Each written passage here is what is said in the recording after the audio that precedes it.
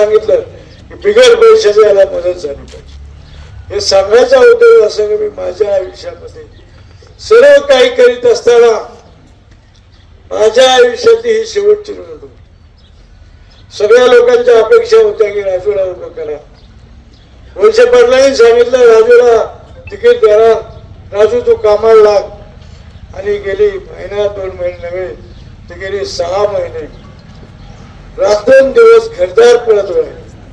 आणि ह्या गेलेल्या महिन्यात तर सगळं घर माणूस ना माणूस धुंडाळला आणि प्रत्येकाच्या गाठीभेटी। हे सगळं केल्यानंतर आज या क्षणाला मला अशा पद्धतीनं वरुण शेट्टीकडून निरोप येतो, हे किती दुर्दैव आहे। आणि दुर्दैव माझ्या आयुष्यात मला कधी नाही ते माझ्या शेवटच्या घटकेला मला ऐकायला मिळतं, पाहायला मिळत आहे, याची मला खंत आहे। राजकारणात मी अनेक चढउतार पाहिले पण मी कधीही हरलो नाही, मी डगमगलो नाही। पण आज मला विशेष वाटतं मी एवढं कष्ट त्या पक्षाकरता घेतलं, सगळं वागलं, निष्ठेने वागलो, अनेक माणसाला साथ दिली, अनेक माणसं घडवले। त्या पक्षाने माझ्यावर अशा पद्धतीने अन्याय करावा, ज्या समाजासाठी दुष्काळी कामावर काम करणाऱ्या आमचा शेतकरी भगिनी 2 रुपये रोजाने ती माणसं बंगल्यात राहावी, गाडीत फिरावी म्हणून आयुष्याची 50 वर्ष खर्च केली।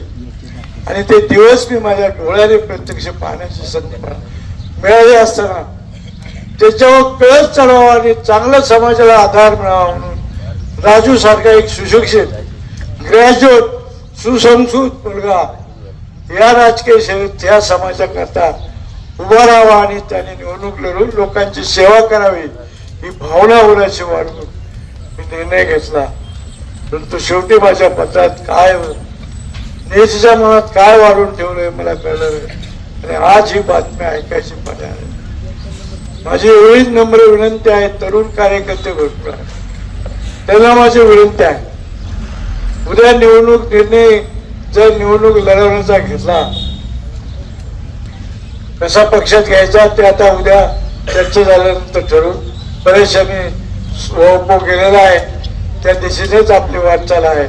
पण अधिकृत अजून आपण काही केलेलं नाही। चर्चा झाल्यानंतर घेऊ, बरेचशी फॉर्म भरू आणि या सगळ्याच्या सल्ल्याने उद्या तर निवडणूक लढा सगळ्यांनी सांगितलं तुम्ही तर निवडणूक लढू। मात्र एवढीच विनंती आहे, निवडणूक लढवताना कुठेही कशाच्या दबावाला बळी पडू, कुठल्या आमिषाला बळी पडू नका। तरुणांना सांगतो तुमच्या भवितव्यासाठी ही निवडणूक। समोरच्या माणसाला ज्याला उमेदवारी दिली त्यांनी 15 वर्ष सरपंच ठेवलं, या गावात वीट सुद्धा मांडली, कधी चांगल्या माणसाला साथ दिली नाही, कधी चांगल्या कामाला मदत केली नाही। तो मदत करतो कोणाला, जी वाईट प्रवृत्तीचे लोक आहेत त्यांना मदत। अशा प्रवृत्तीच्या माणसाला जरा जिल्हा परिषद कशाला काय खातात, पंचायत समिती कशाला मानतात, राजकारण कशाला म्हणतात, मंत्रालय कशाला म्हणतात, लोकांच्या विकासाचं काम कशाला म्हणतात, याचा गंधही नाही।